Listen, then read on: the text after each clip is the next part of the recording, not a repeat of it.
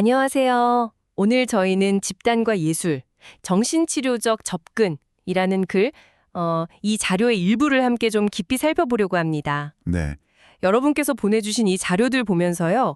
아, 예술, 그리고 집단. 이게 참 익숙한데, 이게 어떻게 마음을 치유하는 그런 도구가 될 수 있는지, 그 원리를 좀 파헤쳐 보려고 해요. 아마 뭐랄까, 다양한 치유 방법에 대한 그런 호기심, 아니면 그 근본 원리가 뭘까 궁금해하시는 분들이 계실 것 같습니다. 네, 맞아요. 오늘 저희 목표는 단순히 정보를 요약한다기보다는요. 이 자료들 속에 있는 그 예술하고 집단이 어떻게 정신건강을 증진시키고 또 개인의 성장을 촉진하는지 그 핵심적인 힘, 그 본질이 뭘까를 같이 좀 탐색하고 이야기해보는 겁니다. 단순히 기법을 아는 걸 넘어서서 그 의미를 좀 이해하는 시간이 되면 좋겠습니다. 좋습니다. 그럼 예술과 집단이 우리 내면을 어떻게 비추고 또 변화를 이끌어내는지 한번 그 흥미로운 세계로 같이 들어가 보시죠. 이 글 처음에 나오는 그 경험들이 참 인상적이에요. 그랜드 캐년 가이드의 기가 막히는 절경, 또 악사의 넋을 잃는 곡조, 도인의 조화로운 몸짓, 심지어 불타는 시선. 이런 강렬한 만남들이 공통적으로 말하는 게 뭘까요? 이게 예술과 어떻게 연결이 되는 거죠? 네, 바로 그 만남, 영어로 인카운터라고 하죠. 그게 핵심입니다. 이 경험들이 뭐냐면 정신없는 일상 속에서 우리를 그냥 순간적으로 멈추게 하는 거예요. 멈추게 한다? 네, 마치 시간이 딱 멈추고 주변 소음 다 사라지는 것 같은 그런 깊은 몰입 상태, 머무름의 상태로 우리를 이끄는 거죠. 미술이나 음악, 무용, 연극 같은 이런 예술 작품들이 바로 이런 강력한 멈춤과 머무름의 경험을 할 수 있게 해주는 매개체 역할을 하는 겁니다. 아하, 자료에서 보면 한자를 풀어서 예술을 설명하는 게 참 인상적인데요. 예술이라는 게 이런 예술적인 만남을 통해서 마음을 한번 탁 멈추게 하고 그 순간에 깊이 머물도록 하는 기술이다 이렇게 정의를 해요. 그러니까 쉴 새 없이 막 흘러가는 생각들 있잖아요. 그 소용돌이에서 잠시 이렇게 빠져나오는 그런 경험이군요. 예술이 우리를 현재 순간에 딱 붙잡아두는 그런 힘이 있다는 거네요. 근데 그렇게 멈춘다는 게 구체적으로 우리 마음에 어떤 변화를 가져오는 걸까요? 좀 더 설명해 주시죠. 네. 자료에서는 그 마음을 멈춘다는 걸 두 가지 측면에서 설명을 해요. 하나는 뭐냐면 외부 세계의 그 소란함이 있잖아요.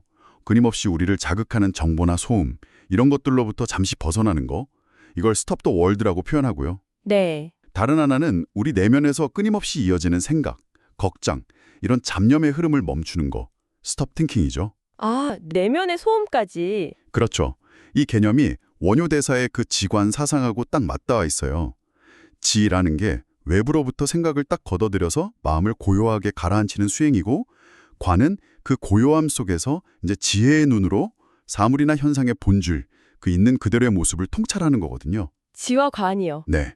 이렇게 멈추고 제대로 봄으로써 현대사회의 그 스트레스, 피로, 역에 지친 마음을 본래의 건강한 상태, 그래서는 이걸 바른 정신이라고 표현하는데 이 상태로 되돌리는 치유 효과를 얻을 수 있다는 거죠.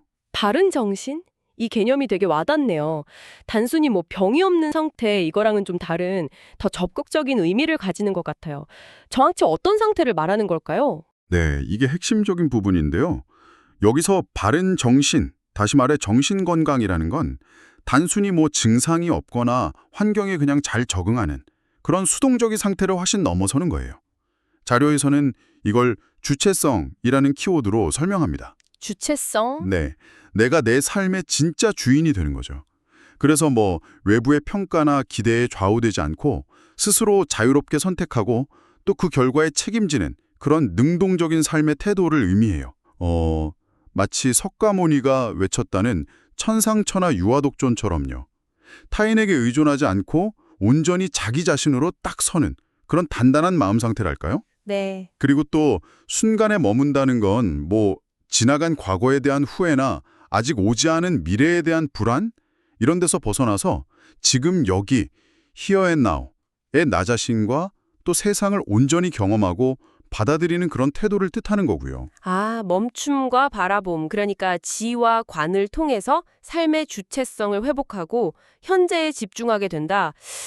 예술 경험이 이런 근본적인 내면의 변화를 일으킨다는 거군요.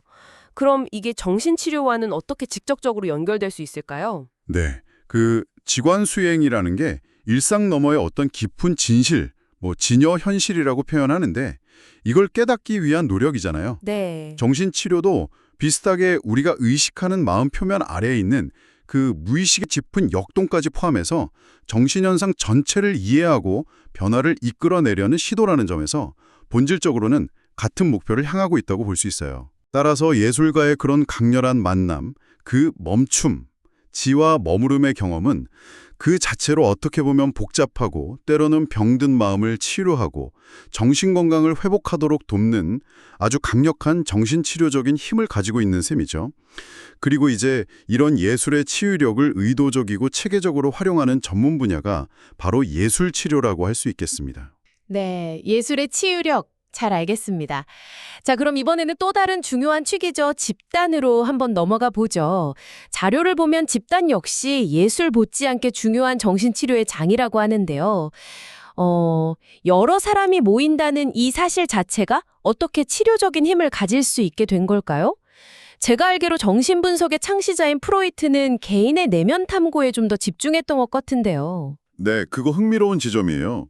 물론 동양에서는 유교, 불교, 도교 같은 공동체 안에서의 치유 전통이 오래 있었고요. 서양에서는 최면술 거쳐서 프로이트의 정신분석으로 현대 정신치료가 시작됐죠.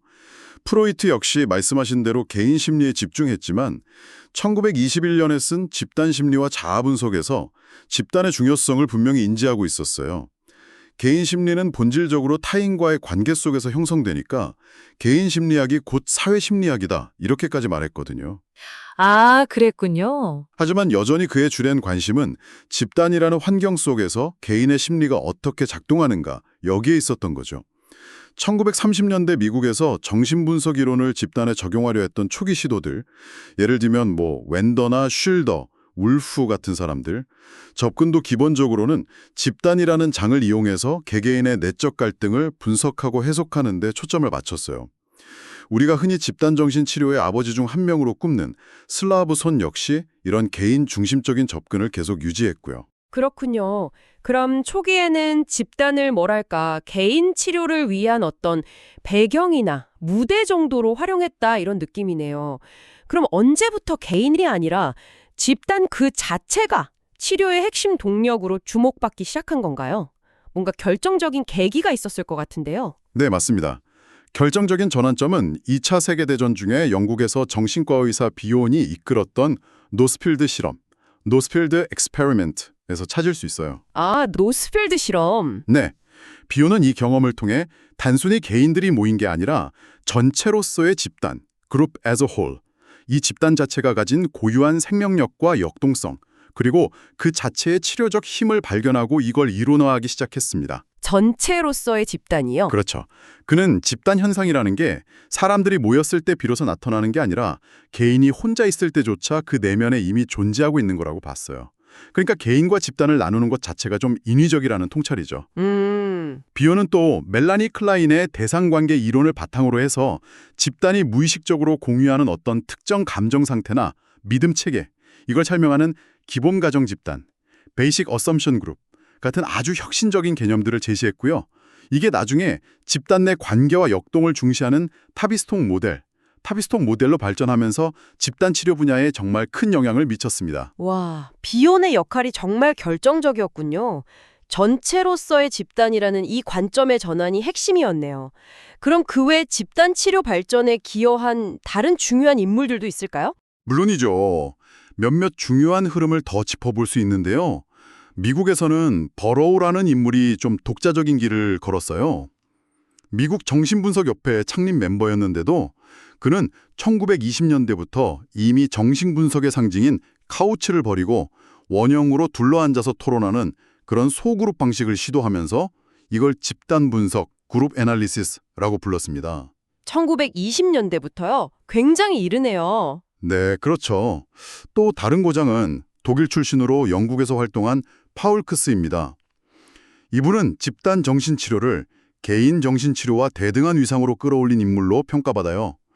게슈탈트 심리학 영향을 받아서 전체성을 강조하면서 독창적인 집단 분석적 정신치료, 그룹 애널리틱 사이코테라피를 개발했죠. 네. 특히 집단을 치료하라, 그러면 개인은 스스로 치료될 것이다. 이 말이 아주 유명한데 집단 중심적 관점을 아주 잘 보여주죠. 아, 그 말은 정말 강렬하네요. 그리고 마지막으로 빼놓을 수 없는 인물이 루마니아 태생의 모레노입니다. 이분은 연극 기법을 활용한 사이코드라마를 창시했고 1932년에 집단 정신치료, 그룹 사이코테라피라는 용어를 공식적으로 사용하면서 집단 치료의 영역을 넓히는 데 크게 기여했어요. 이런 여러 선구자들의 혁신적인 생각과 실천 덕분에 집단은 개인 치료와 함께 인간의 심리적 고통을 다루는 아주 중요한 방식, 즉 집단 치료, 그룹 테라피 또는 집단 정신 치료, 그룹 사이코테라피로 굳건히 자리 잡게 된 겁니다. 네, 이렇게 예술과 집단 이 두 가지의 강력한 치유의 수단들이 발전해온 과정을 보니까 참 흥미롭습니다.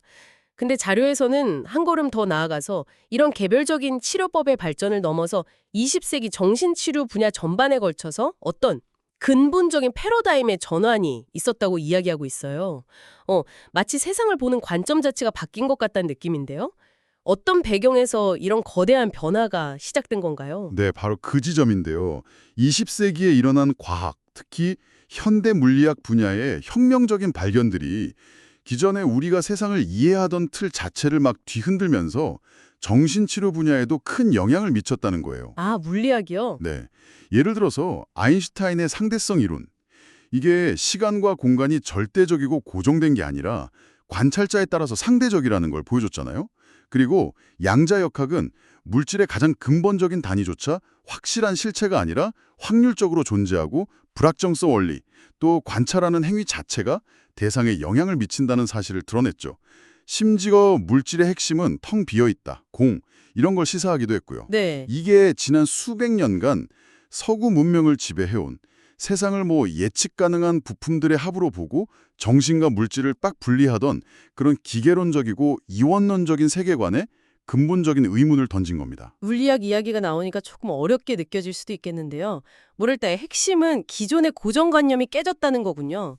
그럼 이게 구체적으로 인간의 마음을 이해하거나 치료하는 방식에는 어떤 영향을 준 건가요? 이런 과학적 발견들이 세상을 이제 분리된 개체들의 단순한 집합이 아니라 모든 것이 서로 연결돼서 영향을 주고받는 거대한 그물망, 그러니까 유기체적이고 총체적인 홀리스틱한 시스템으로 바라보는 관점을 확산시켰어요. 아, 시스템적 관점? 네, 예측 불가능해 보이는 혼돈 속에도 어떤 패턴이나 질서, 카오스 이론이 숨어 있을 수 있고 아주 작은 초기 조건의 차이가 예상치 못한 큰 결과를 낳을 수도 있다는 생각, 나비 효과도 중요해졌죠.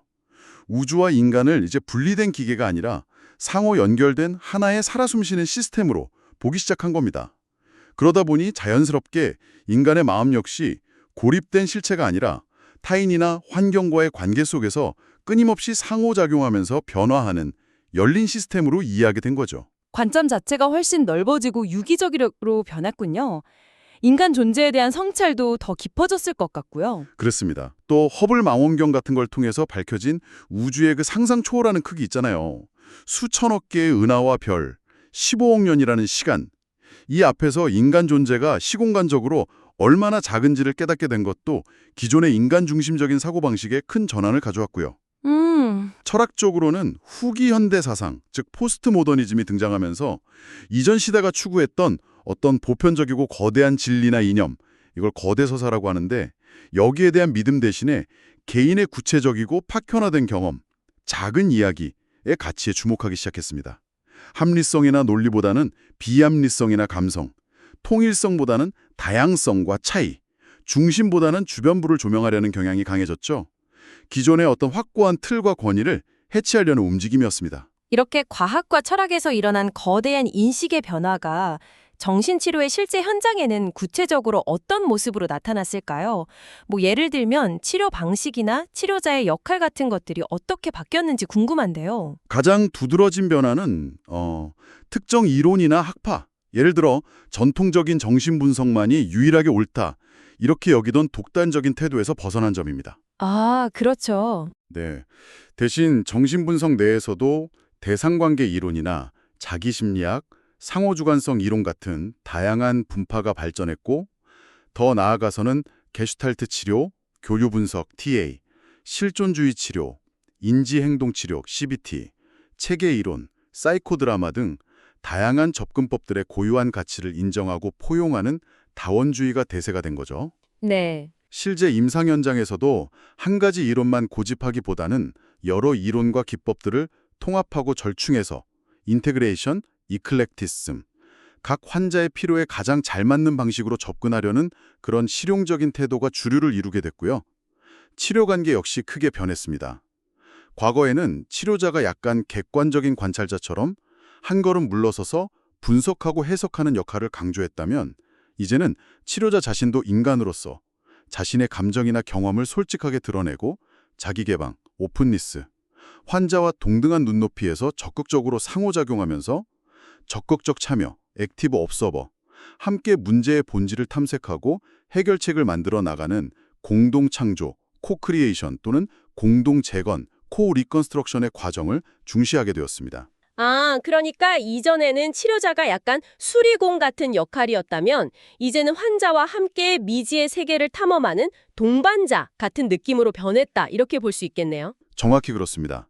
정신치료는 이제 단순히 문제를 고치는 그런 기술적인 행위를 넘어서 서로에게 닫힌 마음의 문을 열고 깊이 있게 만나는 아주 인간적인 과정으로 이해됩니다. 네. 그러려면 치료자 역시 끊임없이 자기 자신을 성찰하고 내면의 그림자, 그러니까 불안, 공포, 분노, 슬픔, 죄책감 같은 어둡고 고통스러운 감정들과 직면할 용기가 필요해요. 자료에서도 강조하듯이 이런 고통스러운 감정들과 마주하는 게 분명 힘든 일이지만 역설적이게도 바로 그 과정 속에서 창조적인 긴장감, 경외심, 변화를 위한 에너지, 깊은 사색, 타인에 대한 자비심 같은 성장과 치유의 소중한 씨앗들을 발견할 수 있다는 겁니다. 궁극적으로는 치료와 성장, 치료자와 환자라는 이분법적인 구분을 넘어서는 인간에게 변화를 주는 전체적인 모델을 지향하게 되는 거죠. 이건 현재의 경험 속에서 과거로부터 물려받은 지혜를 발견하고 또 미래에 펼쳐질 무한한 잠재력을 인식함으로써 더 큰 자유와 통합의 상태, 즉 자료에서는 해탈이라고 표현하는 궁극적인 심리적 해방 상태를 향해 나아가는 것을 지향점으로 삼게 된다. 이렇게 볼 수 있겠습니다. 자, 이렇게 이론적인 배경과 패러다임의 변화까지 쭉 살펴봤는데요. 이제 좀 더 현실적인 이야기로 돌아와서요. 이 자료가 쓰여진 시점에서 봤을 때 한국에서의 집단치료와 예술치료의 상황은 좀 어떻다고 진단하고 있나요? 이론적으로는 그 중요성이나 가능성이 충분히 논의된 것 같은데 말이죠. 네, 안타깝게도 자료에서는 한국의 현실을 좀 비판적으로 진단하고 있습니다. 집단치료와 예술치료가 정신건강 분야에서 꽤 오랫동안 시행되어 왔는데도 그 치료적인 가치나 효과가 일반 대중은 물론이고 전문가들 사이에서도 제대로 인식되거나 인정받지 못하고 있다는 점을 지적해요. 심지어 때로는 전문성이 부족한 사람들에 의해서 이게 단순히 기분 전환이나 오락 혹은 피상적인 정보 전달 수준에서 이루어지는 경우도 많다고 우려를 표하고 있습니다. 이런 문제의 원인으로는 아주 낮은 건강보험 수가 문제도 크고요. 또 전문가들 스스로도 이런 치료법의 전문성을 좀 더 다지고 그 가치를 적극적으로 알리려는 노력이 부족했다는 점도 꼽고 있습니다. 네. 사실 정신치료 자체도 정신과 전문의 시험에서는 중요한 부분인데 현실적으로 낮은 수가 때문에 실제 임상 현장에서 이걸 충분히 하기가 어렵고 동기부여도 잘 안 된다는 점도 덧붙이고 있고요. 아, 그렇군요. 1980년대 이후에 정신질환 치료의 전반적인 흐름 변화, 예를 들어서 약물 치료의 발전 같은 것들도 이런 상황에 영향을 좀 미쳤을 것 같다는 생각이 드네요. 네, 정확한 지적이세요. 1980년대 이후에 신경과학이 정말 비약적으로 발전하면서 정신질환의 생물학적 원인에 대한 이해가 깊어졌고 효과적인 향정신성 약물들이 많이 개발됐잖아요. 네. 이 때문에 약물 치료가 정신질환 치료의 어떤 중심축으로 자리 잡게 됐죠. 동시에 질병의 완전한 치유보다는 재발 방지, 증상 조절, 사회 적응 능력 향상 같은 관리, 매니지먼트의 측면에 강조되는 생물 정신 사회학적 모델이 주류가 되었습니다. 환자나 가족 대상으로 교육하고 지지모임 운영하고 스트레스 관리 기법 가르치고 이런 다양한 정신사회 재활 프로그램들을 중요해진 거죠. 네, 하지만 이 자료는 이런 관리 중심의 접근이 자칫 효율성만 너무 강조하다가 비인간적인 측면을 강화할 수도 있다는 점을 경계해요. 따라서 효과적인 관리와 더불어 인간적인 치유 차원의 접근이 반드시 같이 가야 한다. 그래서 이 둘을 통합한 정신치료적인 관리, Psychotherapeutic Management가 필요하다. 이렇게 강력하게 주장하고 있습니다. 하지만 현실적으로 모든 환자에게 시간과 비용이 많이 드는 그런 집중적인 개인 정신치료를 제공하기는 어렵지 않을까요? 바로 그 지점 때문에 집단적인 접근이 더욱 중요하고 필수적이라고 강조하는 겁니다. 제한된 인력과 예산으로 많은 사람들에게 정신건강 서비스를 제공해야 하는 현실을 고려할 때 앞으로 집단 정신치료적인 관리가 더욱 중요해질 수밖에 없다고 예측하는 거죠. 이게 한국만의 특수한 상황은 아니에요. 전 세계적으로 의료 재정을 효율화하려는 압박 속에서 비용 효과성이 높은 집단 치료가 개인 치료보다 선호되는 경향이 있습니다. 특히 미국 같은 경우는 관리 의료 시스템의 영향으로 보험사가 비용 효율적인 치료를 선호하면서 집단 치료가 더 활성화되고 있다고 하고요. 네. 비록 현재 한국에서는 정신치료조차 충분히 활성화되지 못했고 예술치료와 집단치료는 더더욱 어려운 상황에 놓여 있지만 그래도 인간적인 치유 접근법으로서 그 소중한 가치와 명맥을 꾸준히 이어간다면 언젠가는 반드시 활짝 꽃피울 날이 올 것이다. 이런 희망적인 기대를 담으면서 글을 마무리하고 있습니다. 자, 오늘 집단과 예술, 정신치료적 접근 이 발췌문을 통해서 예술과 집단이 우리의 마음을 치유하고 또 성장을 돕는 방식에 대해서 깊이 있게 한번 탐색해 보았습니다. 여러 개념과 역사를 넘나들었는데요. 결국 핵심은 분주하고 소란한 일상 속에서 의식적으로 잠시 멈추고 나 자신과 타인, 그리고 우리가 발 딛고 있는 바로 이 순간을 깊이 있게 바라보며 진정으로 연결되는 방법을 배우는 것, 이게 아닐까 싶습니다. 네, 동의합니다. 그게 예술작품 앞에서 느끼는 강렬한 몰입과 경외감이든 아니면 집단이라는 작은 사회 안에서 서로 부딪히고 공명하면서 배우는 그런 역동적인 상호작용이든 이들은 모두 우리를 습관적인 삶의 표면 아래에 존재하는 더 깊은 차원의 자신과 만나게 해주는 아주 강력한 통로가 될 수 있는 거죠. 중요한 것은 치유와 성장에 이르는 길이 하나만 있는 게 아니라 이렇게 다양한 방식으로 우리에게 다가올 수 있다는 사실을 알고 좀 열린 마음을 유지하는 것이겠죠. 오늘 논의를 마무리하면서 여러분께 이런 질문을 한번 던져보고 싶습니다. 자료에서는 현재 순간 속에 과거로부터 이어져 온 지혜, 그리고 미래를 향한 무한한 가능성이 함께 숨쉬고 있다고 말합니다. 혹시 여러분의 일상 속에서 의도적으로 멈추고 그리고 바라보는 시간을 한번 가져보는 것은 어떨까요? 잠시 시간을 내서 좋아하는 음악 한 곡을 그냥 온전히 감상하거나 그림 한 점을 깊이 들여다보는 것일 수도 있고요. 네. 혹은 여러분이 속한 가족, 직장, 친구 모임 같은 그런 집단 안에서 오가는 관계들, 또 그 속에서의 자신의 모습을 한번 잠잠히 성찰해보는 시간일 수도 있겠습니다. 어쩌면 그런 잠깐의 멈춤과 바라봄을 통해 그동안 미처 깨닫지 못했던 어떤 소중한 지혜나 가능성을 발견하게 될지도 모릅니다.